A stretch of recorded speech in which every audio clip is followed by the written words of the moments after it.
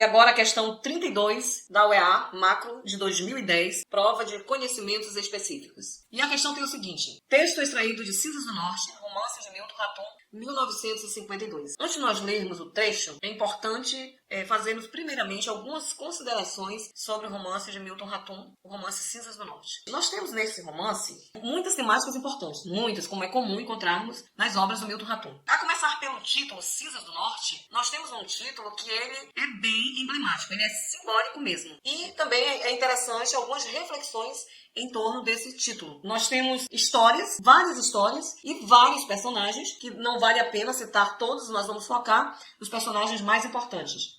Mas, além de tudo isso, nós temos um romance do Milton Raton que ele é abertamente político. Embora, segundo o autor, nunca foi desejo dele falar de política, mas nós vemos aqui um romance que, em alguns pontos, trabalha assim, essa ideia de política. Outra coisa, é um romance que conta uma das possíveis histórias de uma geração que sonhou com um mundo mais justo, apenas para encontrá-lo em cinzas na sua maturidade. Por isso que nós vemos aí a ideia de cinzas. Nós estamos diante de um mundo onde nada resta. Por isso que eu falei a vocês que esse título ele é emblemático, ele é simbólico. O norte do título não indica direção possível, capaz de guiar alguém por caminhos incertos. Mas, enfim, cinzas de um projeto pessoal interrompido, que é o caso do artista Mundo. Nós vamos ter aqui Mundo, que vai ser uma das personagens principais, juntamente com Lavo. Lavo, ele é o narrador, um dos narradores do livro. Esse livro ele tem uma polifonia, temos muitas vozes narrativas, temos o Lavo, temos o tio Han. Observe que Lavo é um apelido, o nome é Olavo. Mundo também é um apelido, o nome é Raimundo. Tio Han é o Ranulfo. E nós temos assim a história de Lavo e Mundo, que são dois amigos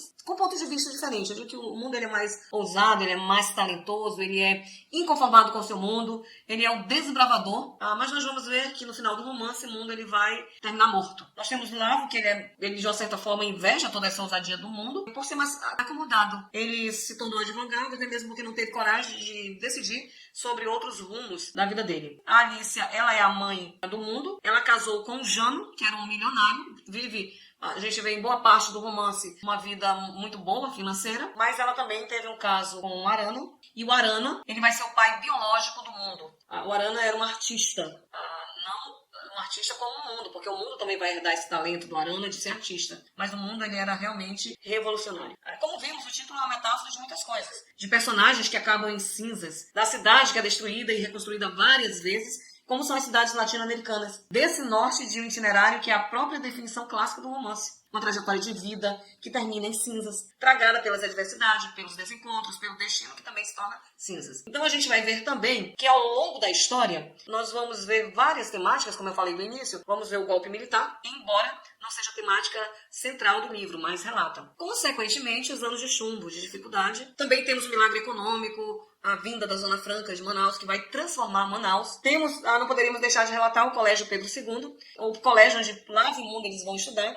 Inclusive, essa própria história, ela vai ser paralela à história do autor, do Milton Raton, embora o livro ele não seja autobiográfico. Automaticamente, no livro também nós temos conflitos. Nós podemos citar pelo menos dois conflitos importantes. Um conflito cultural, que é a característica do autor, essa ideia do Oriente versus Ocidente, que sempre tem em todas as obras dele. E, mais precisamente, bem importante destacar, essa ideia da tradição familiar versus a modernidade industrial de Manaus, que sufoca os habitantes, que transforma Manaus, que vai realmente mostrando esse processo de urbanização. E com isso nós vamos ver essa questão também da dissolução familiar. E essa dissolução familiar ela é bem visível pelo ódio entre pai e filho. Esse pai aqui se refere a Jano, o milionário, que é marido da Alicia, mas ele não é o pai biológico do Mundo. Ele vai descobrir mais tarde, ele não sabe. E o próprio Mundo. Então, devido a essa questão do Jano representar toda uma tradição familiar, querer que o filho siga todos os seus propósitos de comércio e tudo mais, e o filho não quer. O filho é um artista, ele quer realmente uma vida diferente. Ele quer algo que revolucione. Voltando à questão, nós temos um trecho longo que diz o seguinte: desde que deixaram o Brasil, nenhuma alusão às minhas cartas. Mas naquele dia, quando sentei num banco da Praça São Sebastião, entre o Teatro Amazonas e a Casa Africana, quis realmente que ele respondesse a carta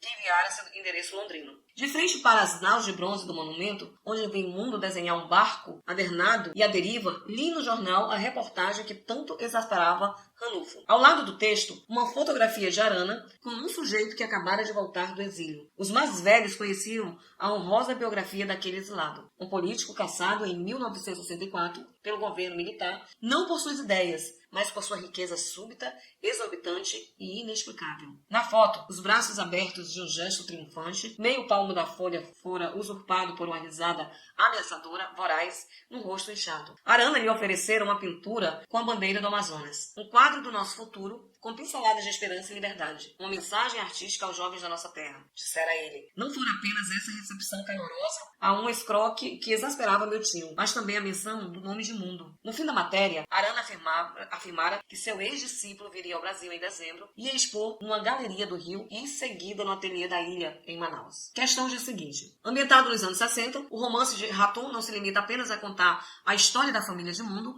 mas propõe-se também, como explicita o trecho, na letra A, ligar a narrativa familiar, vamos destacar a palavra importante, que realmente tem essa narrativa familiar, a história do país e a de uma geração desencantada com o seu tempo. É claro que quando a questão diz o seguinte, que conforme o trecho, como explicita o trecho, é claro que se a gente conhece um pouco da obra, vai ajudar muito mais do que só a leitura de um texto. Porque todo o conjunto da obra vai nos mostrar mesmo claramente essa geração desencantada. Essa geração que se torna cinzas, como eu expliquei anteriormente. O gabarito é a letra A. E é um gabarito que, de primeira, se a gente conhece mesmo a história do livro, nem precisava ler todo o trecho da obra, porque nós já saberíamos que é isso. Porque na letra B, quando diz desvendar os mistérios de outras famílias, marcadas por patologias e por desencontro entre seus membros, olha só, limita muito a história do Raton. Não é que não exista patologias narradas, existem, mas não é só isso. Então, na alternativa B, iria limitar a uma temática e não é propósito do livro. Na letra C, diz o seguinte, identificar os problemas de ordem social. Na narrativa tem vários problemas de ordem social que culminaram com as conquistas das liberdades individuais. Não é isso que o trecho diz e não é isso também só o propósito do romance. Pelo contrário, com essa conquista das liberdades individuais, nós vamos ver que as personagens, elas acabam de uma forma bem difícil, bem trágica. Mundo morre, Alice morre, o Lavo ele se torna um advogado mediano, medíocre.